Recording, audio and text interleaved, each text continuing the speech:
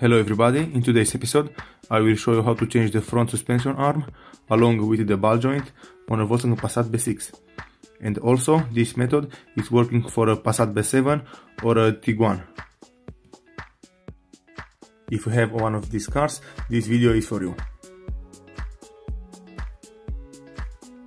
If you don't know what manufacturer you should buy, I recommend you to take MOOG or LEMFÖRDER.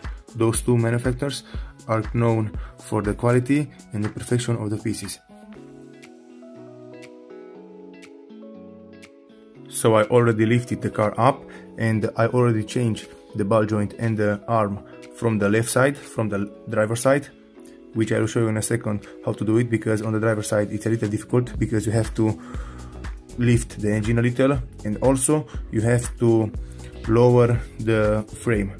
I will show you in a second which screws and how you have to do it, because it's a little difficult, but you can do it if you have the necessary tools.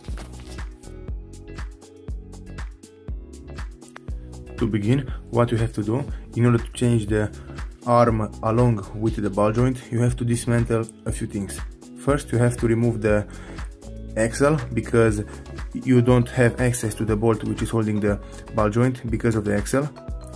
After that, you will have to remove the sway bar ring along with the tie rod. You have to remove all of these things because you won't have access to remove the ball joint. As you guys can see, you have to remove that nut, and you can't remove it if you don't push a little the axle and if you don't remove it completely. Anyway, if you have an elevator, it's very easy for you, but in my case I don't have an elevator and it's a little difficult because I have to go under the car and again up and down. After that, you will have to remove the shield from under the car if you have one. I put mine right here. So in order to change the arm, you have to remove this bolt. This is very easy, along with those 3 bolts. I already removed those 3 bolts earlier because I lowered the frame and I had to remove those. As you all can see, I already changed the driver's side arm along with the ball joint, and I will show you in a few minutes how to do it. Okay, so on this side, on the passenger side, you have to remove all of these pieces which I showed you earlier in order to remove the ball joint and the arm.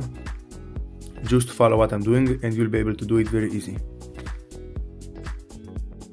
To remove the nut from the axle, you will have to use a 24 size socket and the breaker bar. I'm showing you how to remove it using a breaker bar because not everyone has an impact gun. Otherwise, an impact gun is making your life a lot easier. You will have to put someone to press the brake pedal inside the car, because while you're trying to remove the nut, the brake will move, so you don't want to move. You want to stay stiff in order to remove the nut from the axle.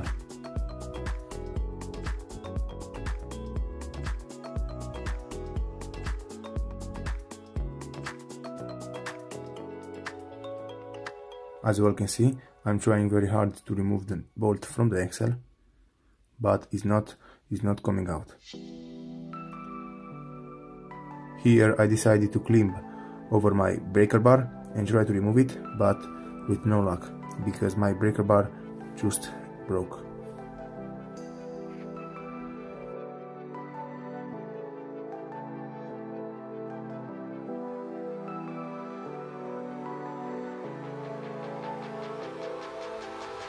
I wasn't able to remove it with the breaker bar, but at the end I tried with my impact gun and the bolt came out with a lot of resistance, but finally it came out.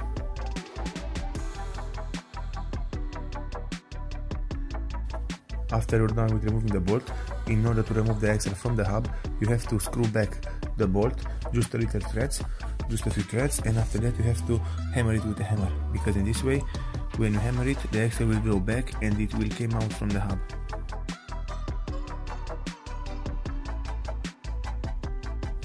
Now I'm removing the tie rod end, and after that I will remove the sway bar links, and then you will have to remove the axle completely from the hub in order to have access to the ball joint.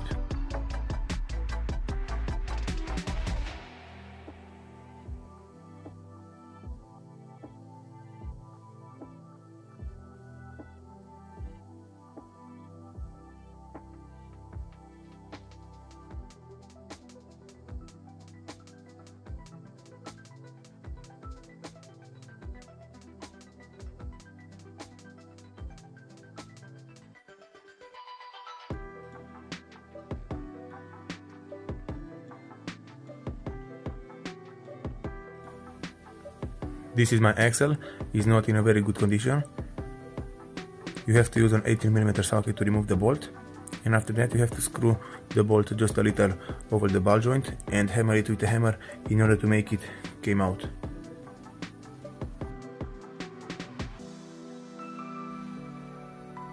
Now, to remove the front arm, what we have to do is to take an 18mm socket, and in my case I'm using my impact gun, it's very easy and fast with this one, and remove this bolt, and after that you will have to remove the 3 bolts from the right side.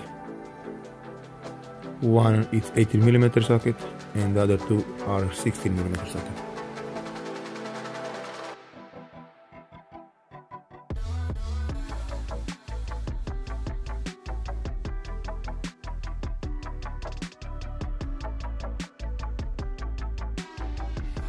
As you all can see, this is the difference between the new arm and the old arm.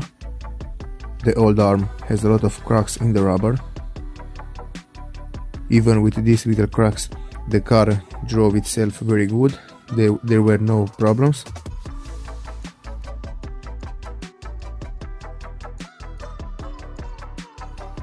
When you're installing the new arm, I recommend you to put some grease onto the bolts and also onto the rubber part of the arm, because it will help you to install it easier.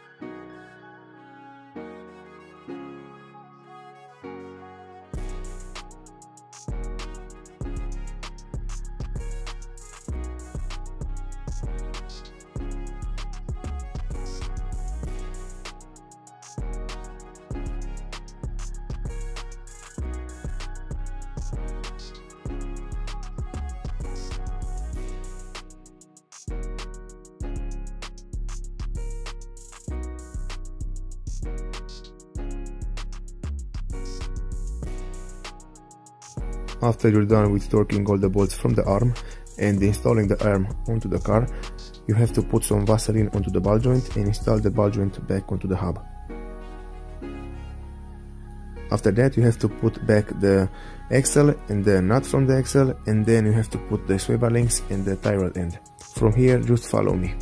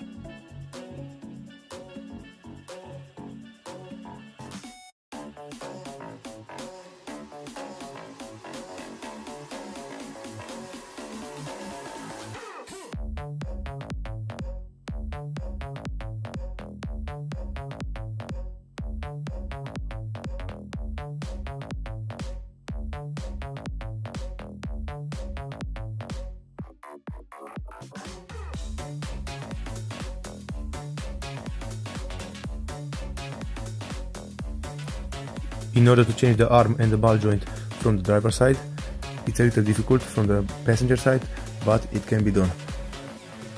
So you have to remove everything like on the passenger side. You have to remove the axle, the sway bar links and the rod end. And also in the last you have to remove the ball joint if you want to change the ball joint. Remember, you have to disconnect all these things only if you have to change the ball joint. If you're not changing the ball joint, you don't have to disconnect anything. You just have to go under the car and remove the 3 nuts which is holding the arm mounted onto the ball joint, and after that you have to remove the bolts which is holding the arm mounted onto the subframe.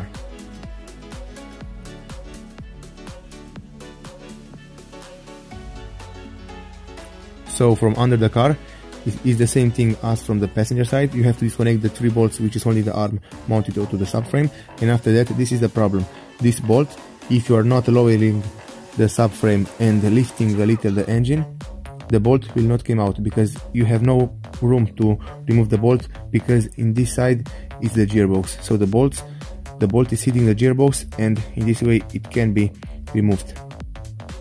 This is the size of the bolt.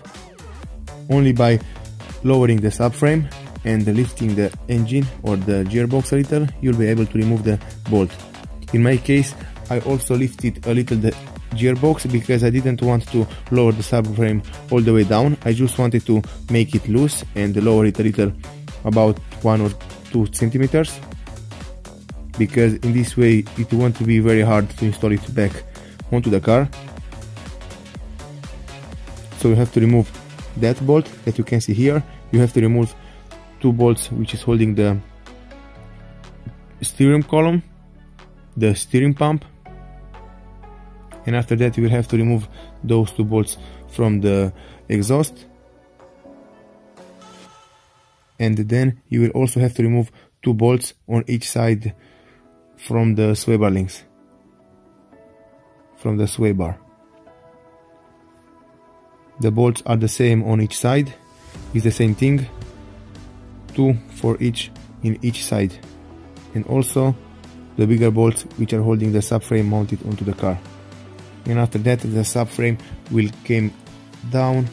I recommend you to not remove them completely, because in this way, if you remove them completely, it will be a little harder to put them back and to center the holes for the bolts.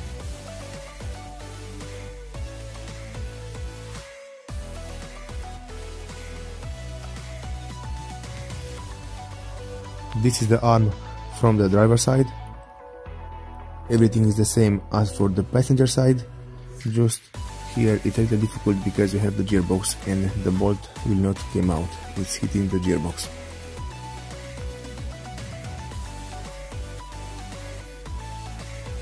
As you all can see, the rubber from inside the arm is not very worn.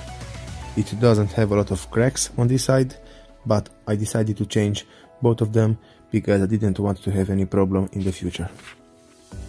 Also, for the ball joint, I recommend you to change it if you're changing those parts, because it makes your life easier if you change all of those parts together, because you don't have to work again maybe after 1 or 2 or after a few months.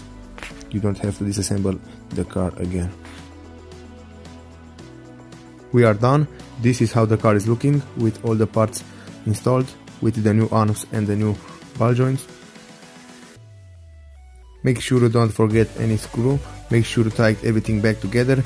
Make sure you tighten it to spec, and if you don't have the specs, I recommend you to tighten it just to be sure that the screw is not coming out. Thank you guys for watching. If you like this video and found it informative, please leave a like and a comment down below. See you next time.